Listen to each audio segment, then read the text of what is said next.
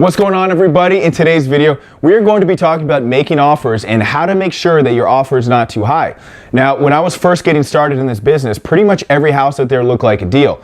And while that certainly could be the case, you need to have a set of standards, a set of criteria for making your offers to ensure that there's enough room for profit as well as enough room for margin of error. So these three ways of making offers will ensure that you don't overpay for any property. Okay, so the first way, and this is a very basic strategy. This is better for beginners.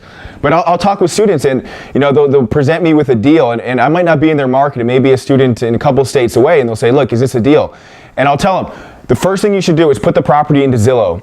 And if the seller wants $200,000 for the house, and you look up the property on Zillow, and the Zillow value is $200,000, it's probably not a deal. There needs to be a big difference between what you're paying for it and what the Zillow value actually is. Like, for example, one of the last properties I purchased, the Zillow value was like $640, $650, and I ended up purchasing the property for $350. So obviously, it was almost half of what the Zillow value was. Now, I'm not saying it necessarily needs to be half all the time, but in general, there should be a big difference between the Zillow value and what you're paying for the property. Okay, so the second way of not overpaying for properties would be to use the MAO formula, also known as the Mayo formula. So that's called maximum allowable offer. And the way that formula works is very simple. I failed math, but I can still do this formula.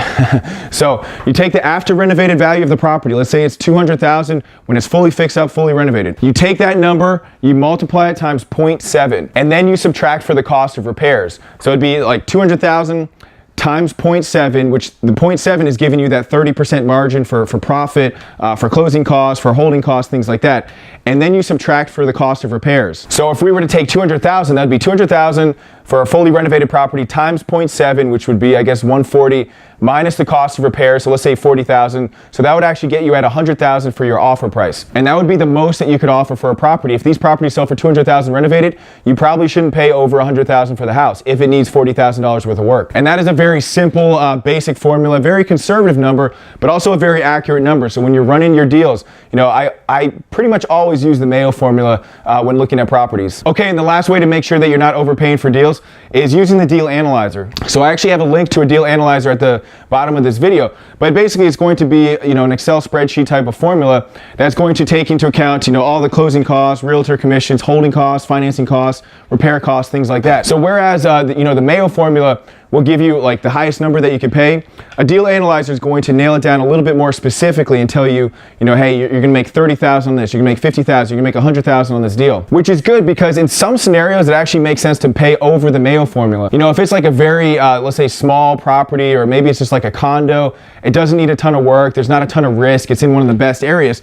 In some cases, it may make sense to pay like 80% Mayo or 75% Mayo as opposed to just the 70% formula, just because there's less work involved, there's less risk, and you can still make a decent profit on it. So use those three strategies when you're evaluating deals. Look at Zillow, make sure there's a big difference between the Zillow value.